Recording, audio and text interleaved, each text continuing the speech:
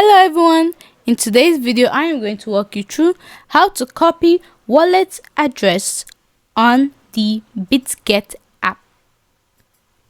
Now, copying your wallet address within the Bitget wallet app is essential for receiving cryptocurrency.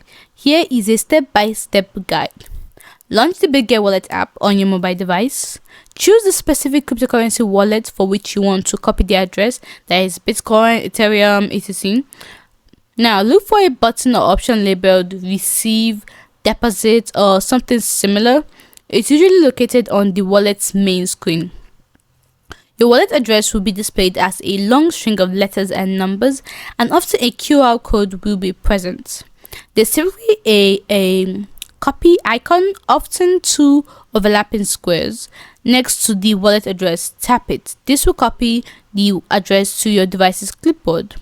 Now, you can now paste the copied wallet address into the appropriate field in another app or website where you need to provide your receiving address.